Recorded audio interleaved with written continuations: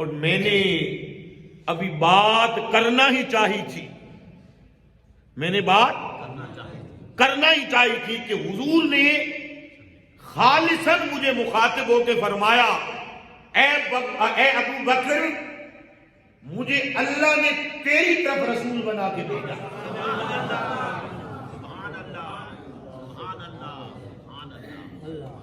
یہاں پر ایک جملہ نروار کے ساتھ سن لیا۔ پیر سید بادشاہ صاحب دائیں جانب سے آپ، اور خلیفہ اعظم صاحب آپ، اور بائیں جانب سے آپ یہ جملہ ذرا احتیاط کے ساتھ سنیں۔ پہلا اعلان کیا کیا کہ مجھے اللہ نے تمام انسانوں کی طرف رسول بنا کے بھیجا۔ یہ اعلان کیا، مجھے اللہ نے تمام انسانوں کی طرف، یہ جملہ آپ سمجھیں گے نہیں تو مجھے بڑا دکھ ہوگا، مجھے اللہ نے تمام انسانوں کی طرف رسول بنا کے بھیجا۔ ایک طرف فرمایا مجھے تمام انسانوں کی طرف رسول بنا کر بھیجا، ایک کہا اے ابو بکر مجھے اللہ نے تیری طرف رسول بنا کے بھیجا۔ ایک طرف تمام انسانیت کا ایمان ہے اور دوسری طرف تمام انسانیت کے مقابلے میں اکیلی ابو بکر کا ایمان ہے۔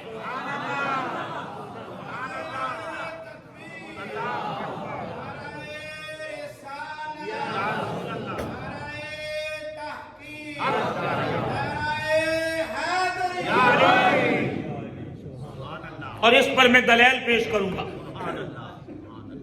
اس پر میں دلیل پیش کرتا ہوں۔ حضرت صدیق اکبر رضی اللہ تعالیٰ عنہ فرماتے ہیں، میں تو ابھی بولا ہی نہیں ہوں، حضور نے پہلے فرما دیا، تو میں نے ایک ہی جملہ عرض کیا، آقا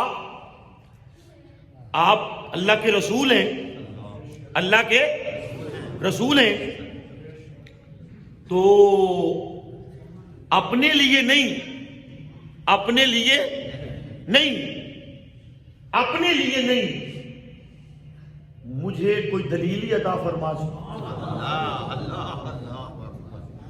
ساتھ وضاحت کر دی، اپنے لیے نہیں، فرمایا مجھے کوئی دلیل عطا فرما دے۔ تو حضور نے فرمایا دلیل بھی دیتے ہیں، دلیل بھی دیتے ہیں۔ اس راہب نے جو ہماری نعت لکھ کے تیرے ہاتھ بھیجی ہے وہ نعت ہمیں دے دے، دلیل ہم آپ کو دے دیں گے۔ سبحان اللہ کہ کب کہہ رہے ہیں سبحان اللہ،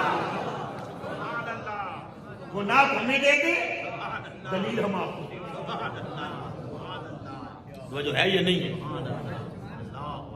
اب اگر میں نے دیکھا نا کسی کا منہ گھٹا ہوا تو میں سمجھوں گا یہ رافضی انسان بیٹھا ہوا ہماری صفوں کے اندر۔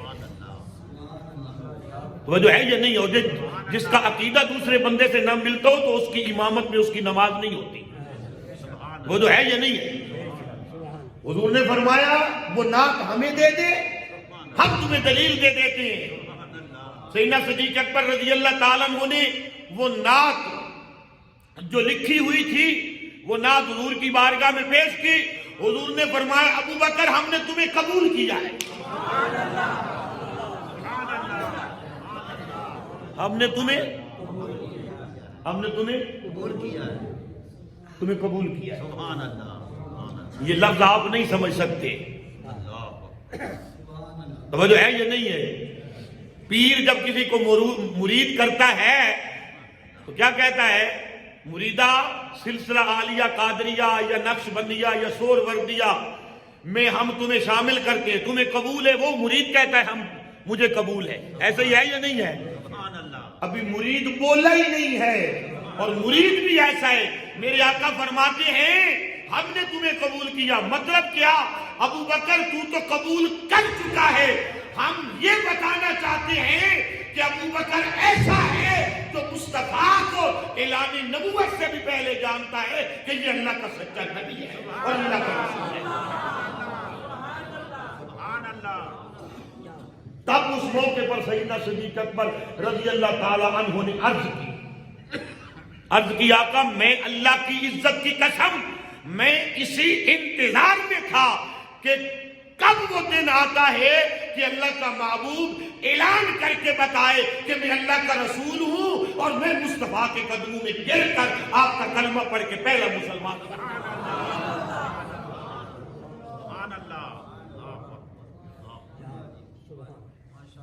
توجہ ہے یہ نہیں ہے؟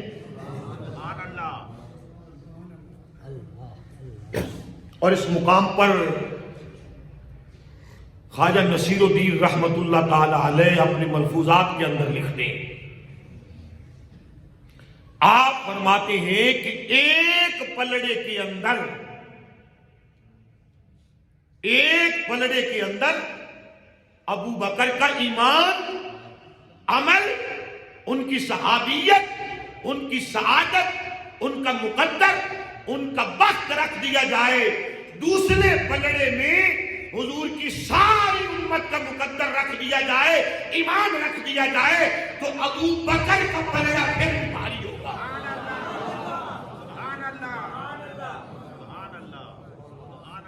بات مولویوں کی نہیں سنا رہا، بات کی سمجھ آئی ہے یا نہیں آئی؟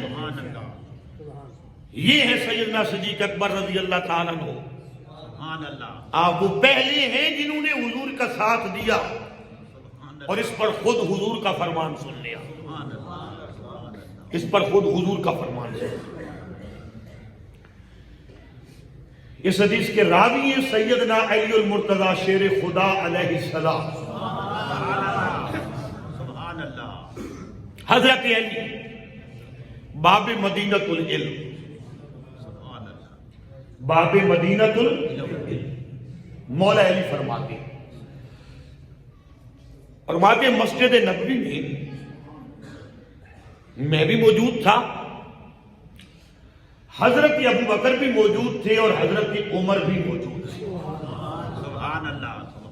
آگے چونکہ رجب کا چاند نظر آ رہا ہے، ایسا ہی ہے نا، اس کے بعد پھر مولا کائنات کی عظمت ہوگی، پھر آپ مغالطے میں ہو جاتے ہیں، ہمارے مولوی صاحب جب وہ بیان کرتے ہیں تو پتہ نہیں وہ ہو جاتے ہیں۔ اصل سنی کی پہچان ہی یہ ہے، اصل اہل سنت کی پہچان ہی یہ ہے کہ جتنی عظمتیں رب اور رب کے رسول نے نبی کے اصحاب کو دی ہیں وہ بھی بیان کرے، جتنی آل بیت کو دی ہیں وہ بھی بیان کرے، درمیان میں منافقت نہ بیان کرے۔ وجہ ہے یہ نہیں ہے؟ جو خارجی ہوتے ہیں وہ اہل بیت یا اطہار کی محبت بیان نہیں کرتے، گھٹ گھٹ کے رہتے ہیں۔ جو رافضی ہوتے ہیں وہ صحابہ کرام کا ذکر نہیں کرتے، اگر کرتے بھی ہیں تو دل جمی اور عشق سے نہیں کرتے۔ حضرت علی المرتضی شیر خدا بیان فرماتے ہیں، اور یہ بخاری شریف کے اندر موجود ہے۔ کہاں موجود ہے؟ بخاری شریف کے اندر موجود ہے۔ کہتے مسجد نبوی شریف میں حضرت ابو بکر صدیق اور حضرت عمر تشریف فرما تھے، میں بھی موجود تھا۔ باتوں میں کوئی ایسا جملہ گفتگو کے دوران حضرت عمر کی زبان سے نکلا جو ابو بکر کو پسند نہ آیا۔ اب کیا ہے، کسی کی بات پسند نہ آئے تو کیا یا تو اس کی بات کا جواب دیتے ہیں، یہی ہے نا، بات کا جواب دیتے ہیں، یہ بات تو نے ایسے کیوں کی ہے، یا اس کے ساتھ لڑ پڑتے ہیں، یا کیا ہوتا ہے کہ اس کی محفل سے اٹھ جاتے ہیں، یا اسے کہتے ہیں میری محفل سے اٹھ جا۔ حضرت علی فرماتے ہیں بات کوئی ایسی کی حضرت عمر فاروق نے جو حضرت ابو بکر صدیق کو پسند نہیں آئی۔ بات کیا تھی؟ مولا کائنات فرماتی وہ دونوں باتیں کر رہے تھے، میں نے سنا نہیں ہے، بس مجھے پتہ چل گیا کہ ابو بکر کو عمر کی کوئی بات پسند نہیں آئی۔ تو جو ہے یہ نہیں ہے، سبحان اللہ، اٹھ کے چلے گئے۔ جو ہی آپ اٹھے حضرت علی فرماتے ہیں مجھے پکا یقین ہو گیا کہ ابو بکر سیدھے نبی کی بارگاہ میں جائے۔ آپ فرماتے ہیں میں حضور کی بارگاہ میں چلا گیا۔ جب میں حضور کی بارگاہ میں چلا گیا تو فاروق اعظم گئے حضرت ابو بکر کے گھر، دروازہ کھٹکھٹایا۔ جب دروازہ کھٹکھٹایا تو اندر سے ان کے بیٹے نے پوچھا کون؟ عمر۔ چچا کیسے آئے؟ آپ کے بابا جان سے ملنے آئے۔ انہوں نے کہا گھر تو آئے نہیں ہیں، گھر تو آئے نہیں ہیں۔ حضرت عمر فرماتے مجھے یقین ہو گیا کہ حضور کی بارگاہ میں۔ اب فاروق اعظم فرماتے ہیں میں پاؤں اٹھاتا پر پاؤں اتنے وزنی ہو گئے تھے اٹھتے نہیں تھے. پریشانی بڑھتی گئی کہ حضور کی بارگاہ میں اگر ابو بکر نے یہ شکایت کر دی تو میرے آقا تو ناراض ہو جائیں گے. حضرت علی فرماتے ہیں کہ ابھی حضرت ابو بکر حضور کے دروازہ اقدس پہ آئے, اجازت مانگی, اور اجازت مانگ کے جب اندر داخل ہوئے نا تو حضور نے اپنی چادر کا ایک پلو ہاتھ کے اندر پکڑا ہوا تھا. یہ بخاری شریف کے لفظ ہیں, میں کوئی داستان نہیں سنا رہا, بخاری کی حدیث سنا رہا ہوں. صدیق اکبر نے ایک پلو اپنے ہاتھ کے اندر پکڑا ہوا تھا اور آ رہے تھے. حضور نے جب انہیں دیکھا نا, حضرت علی فرماتی ہے میری طرف حضور نے مسکرا کے فرمایا علی لگتا ہے ابو بکر کسی سے ناراض ہو گیا. آپ نے اس بات کا ذائقہ نہیں لیا, لطف نہیں لیا, ابھی تو بتایا ہی نہیں ہے صدیق اکبر نے. صدیق اکبر کو اسی لیے تو کہتے ہیں ہم راز پیغمبر, رازدار پیغمبر, اور اپنے غلاموں سے جو ہو بے خبر وہ آقا ہی کیا ہے. ارے اپنے آقا پہ جو مر مٹ نہ جائے وہ بندہ ہی کیا ہے. اب سیدنا صدیق اکبر رضی اللہ تعالیٰ عنہ آئے. حضرت عمر کہتے ہیں میں نے بھی اجازت لی, حضور نے مجھے اجازت دے دی.